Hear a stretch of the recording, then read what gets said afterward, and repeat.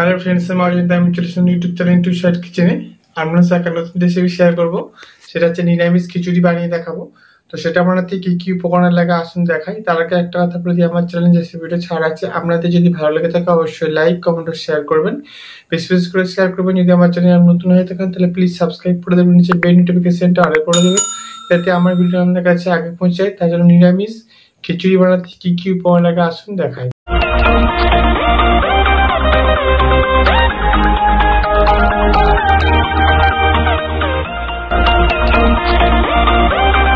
চলুন তাহলে নিরামিষ খিচুড়ি বানিয়ে দেখাবো, সেটা বানাতে কি কি উপকরণ লাগে আসুন দেখিয়ে দিই। তার আগে একটা কথা বলে দিই, ভিডিওটা প্রথম থেকে শেষ করতে কারণ করতে হলে তার জন্য রেসিপিটা শুরু করি। এখানে আমি একটু কিছুটা ভালো করে ভেজে নেব, আমি দিয়ে দিয়েছি।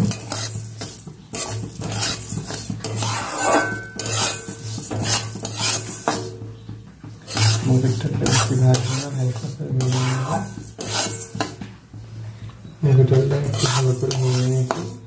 এবার গ্যাসটা জেলে একটা হাঁড়ির মধ্যে চাল বসিয়ে দিয়েছি, একটা গরম হয়ে হোক, তখন আমি ডালটা দেবো।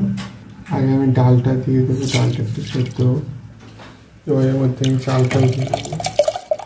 এর মধ্যে দেবো আমি দুটো আলু সোজা করে সেটাই দিয়ে দেবো।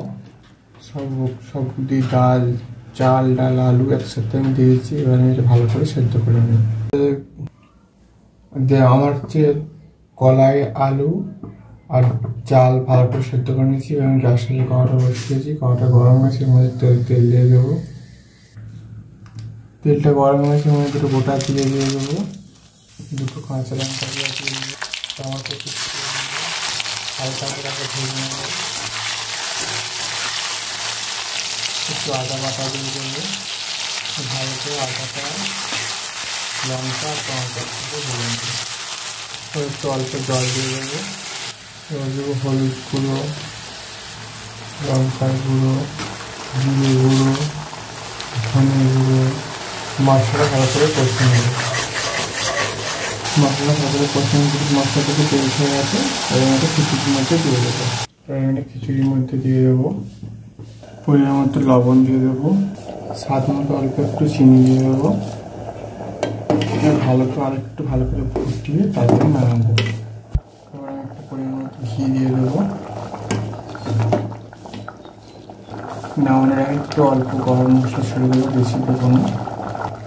ভালো করে নেড়ে নেব। আমার এই নিরামিষ খিচুড়িটা আমি সেদ্ধ চাল দিয়ে করেছি, আপনারা চাইলে আপনি অর্ধেক চাল বা গোবিন্দভোগ চাল দিয়ে করতে পারেন। আর আমি এতে খিচুড়িতে আমি বেশি সবজি দিই না, হাতের কাছে যেরকম সবজি ছিল সেটাই দিয়েছি, বৃষ্টির দিনে ভালো লাগবে। তার জন্য আমার নিরামিষ খিচুড়ি রেসিপিটা হয়ে গেছে, এটা আমি নামিয়ে নেবো। দেখুন আমার নিরামিষ খিচুড়ি রেসিপিটা হয়ে গেছে। এই রেসিপিটা যদি আপনাদের ভালো লেগে থাকে অবশ্যই লাইক কমেন্ট ও শেয়ার করবেন, বেশি বেশি করে শেয়ার করবেন। আর প্লিজ সাবস্ক্রাইব করবেন, আমাদের পাশে যাবেন। দেখা হচ্ছে নেক্সট ভিডিও। যদি নতুন ভিডিও পাওয়ার জন্য আমাদের চ্যানেলটাকে অবশ্যই সাবস্ক্রাইব করে আমাদের পাশে যাবেন। সেটা দেখা হচ্ছে নেক্সট ভিডিওতে। আর আপনারা এবার বাড়িতে নিরামিষ দিনে বৃষ্টির দিনে বানিয়ে খাবেন, তো আশা করি খুব ভালো লাগবে। তার জন্য রেসিপিটা এখানে শেষ করলাম। তার জন্য দেখা হচ্ছে নেক্সট ভিডিও।